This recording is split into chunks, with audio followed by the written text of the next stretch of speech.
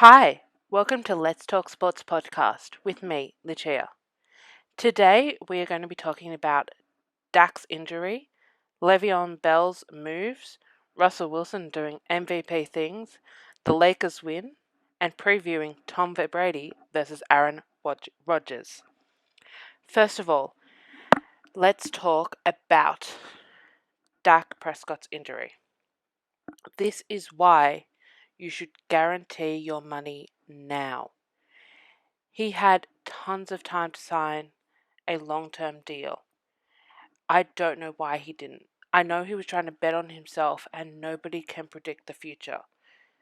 But this compound fracture injury is going to take probably 6 to maybe even a year long to recover from.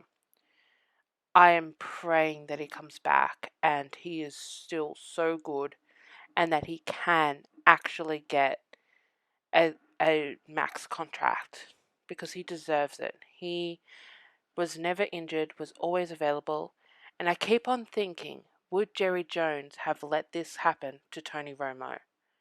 And I know for a fact that Tony Romo would have been taken care of. He was like the adopted son of Jerry Jones. And Dak has actually won more playoff games than what Tony Romo had, which is really strange in thinking about it because Tony Romo was apparently an amazing quarterback. Can't quite remember that. But my thoughts and prayers are with Dak Prescott and his family in his recovery, and hopefully he can get back to being the Dak Prescott that we all know and love. Now, let's talk about Le'Veon Bell's moves. He was released by the Jets, which he probably was like, yes, thank the Lord I'm out from under the Jets. Look, I'm a Giants fan and I know that I don't have anything to like crow over, but at least we've won something in the past 62 years it feels like with the Jets. Le'Veon Bell played this right. He got $28 million for 17 games and now he's gone to the Kansas City Chiefs, which means the Kansas City Chiefs will win the Super Bowl. Like, he will be a Super Bowl champion at the end of this season. I'm entirely impressed with how Le'Veon Bell played this to get from the Jets to the Chiefs. It doesn't matter how good Le'Veon Bell is, because his success is now going to be all on Patrick Mahomes. And Patrick Mahomes is an awesome quarterback. Awesome, awesome, awesome quarterback. I'm so looking forward to seeing how the Kansas City Chiefs go now, and they have to be the favourites to win the Super Bowl at this point. Now let's move on to Russell Wilson doing MVP things. That last 2 minutes of the game with Seattle, I was on the edge of my seat. I don't know how Russell Wilson has never received an MVP vote. He is literally doing the exactly the same thing that he did for so many years, but now he's finally getting recognized. And he is incredible. He is single-handedly keeping Seattle alive and a willing talking point. DJ Metcalf is an amazing receiver as well. I'm loving the duo between those two. Those two work so well together. I think that they can become like the next Tom Brady and Gronkowski, although I think that the ceiling is a little bit lower for them, knowing how much success that Gronk and Brady had together and still are having. I am entirely impressed with Russell Wilson. He is a clutch quarterback. He deserves the respect that he's now getting, and I cannot wait till he holds up that MVP trophy, and we will all be so ecstatically happy for him when he does that. Now, moving on to the NBA Finals, and the Los Angeles Lakers win the 2020 NBA championship. This was an emotional win for me. As you know, I am a die-hard Lakers fan, and I'm just going to put it right out there. I have never been happier in my life than I was when the Lakers won that title. Every single emotion that went on in the off-season with the questions about Jeanie Buss, questions about Rob Pelinka, why Magic resigned, all the questions about Kobe's involvement. I can't believe that we're now sitting here almost an entire year later with the Lakers as NBA champions. And to do it the way they did it, they just dominated. And I cannot wait to see how good this team can be. This year, this championship meant so much more because of the fact that Kobe and Gianna Bryant passed away in January, and that seems like such a lifetime ago.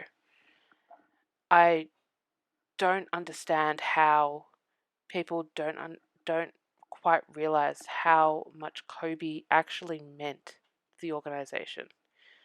Jeanie loved Kobe like her brother.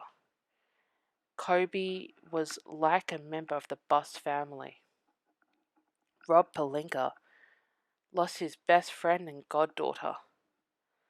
And LeBron lost his mentor, lost one of his idols, lost someone that he looked up to because of how he came out of high school and dominated.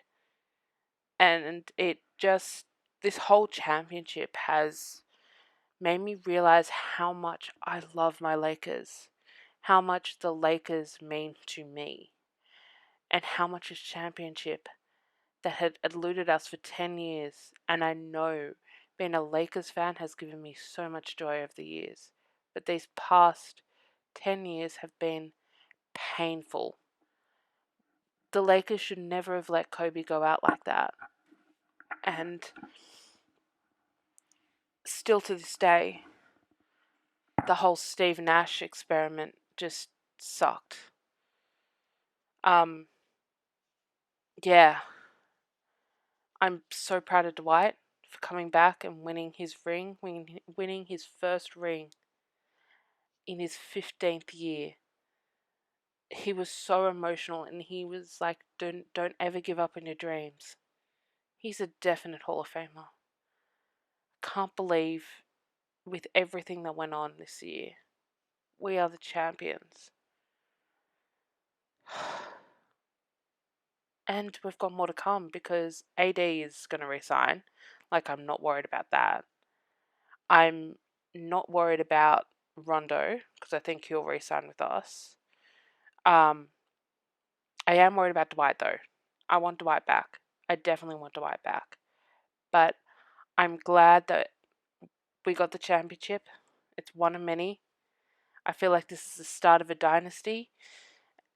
And we now have number 17. So, to all you Celtic fans out there, we've got the exactly the same number of championships as you do. You are no longer the best. We're coming for it, and we're going to win another one next year to make us 18. So, in the upcoming weeks, I will be discussing with the NBA potential trades, off-season, free agency, when the new season's going to start, because they're looking at more like late February, or even Martin Luther King Day, which would be amazing. So yeah, I'll be workshopping in my head what we do in terms of NBA off-season. But now I'm going to go back to the NFL and preview Week 6. We have Tom Brady versus Aaron Rodgers. Goat versus baby goat. This is the game that I'm looking forward to the most. The Green Bay Packers versus the Tampa Bay Buccaneers. This is incredible. This is the match that we have wanted for forever. For forever. And I can't wait to see how they go. The Green Bay Packers are coming off a bye week, which isn't really a bye week. They have to still go to the facility every day to get tested for COVID. And there are so many stories on COVID. I have decided that unless the entirety of the NFL shuts down, I'm not bothering with covering the COVID stuff because it's starting to depress me again. But I can see the light at the end of the tunnel. I'm so excited. So yeah, I'm so excited for Tom Brady versus Aaron Rodgers because Aaron Rodgers has been playing really well, and Tom Brady has been up and down.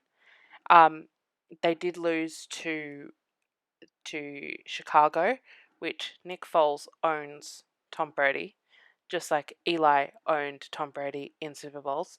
But yeah, I still love Tom. Like, Tom's the GOAT. So now here are the games for this upcoming week. We've got the Texans versus the Titans. I think the Texans are going to win.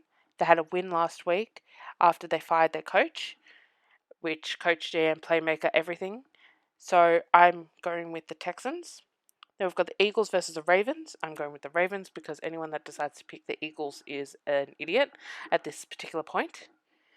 They've got the Vikings versus the Falcons. I think the Falcons are going to win this one. Just because they've also fired their head coach. And I think that they're going to come out strong. We've got the Steelers versus the Browns. I'm going to go with the Browns. I think that this is a rivalry game. It's Pittsburgh versus Cleveland, and as Pat McAfee said once, when you come out of the womb in Pittsburgh, you were taught to hate Cleveland, and vice versa. So I'm looking forward to this. I think the Cleveland Browns are going to get this one. Got the Colts versus the Bengals. I really don't care about this game, so I'm actually going to go with the Colts, but again, I don't care about it.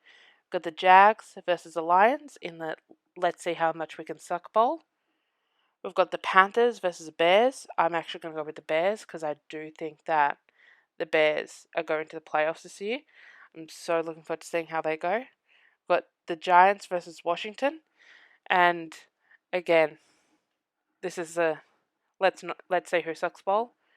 I would love to see the Giants get a win. We almost got it last week against the Cowboys, but I'm just hopeful that the Giants win. We've got the Patriots versus the Broncos. I'm going with the Pats because I don't even know who the Broncos are. We've got the Dolphins versus the Jets. Again, let's say who sucks bowl. I'm going to go with the Dolphins because I would be an idiot to pick the Jets. Then we've got the Bucks versus the Packers. Now this is a game of the week. I'm going to go with the Tampa Bay Buccaneers. I think it's about time that Tom Brady shows the entirety of the NFL who's the GOAT, the undisputed GOAT of quarterback and of the football world, and it is Tom Brady. Got the 49ers versus the Rams. I'm going to go with the Niners. Got the Bills versus the Chiefs. I am going to go with the Chiefs because they've got Le'Veon Bell and they're the Chiefs. They're the Kansas City Chiefs. Then we've got the Cowboys versus the Cardinals. I'm going to go with the Cowboys. Andy Dalton's a good quarterback. I think that they're going to do really well in that. So yeah, that's week 6. So next week's episode, I'm going to review week 6 as well as talk more about Dak's injury, see how that's going. I talk about some off-season moves that potential teams can do for the NBA, which I'm excited about because this off-season is going to be bananas. And yeah, I'm going to go in with all of that. So, thanks for listening to this week's episode of Let's Talk Sports podcast with me, Lucia. So, I'll catch you all next week. Bye.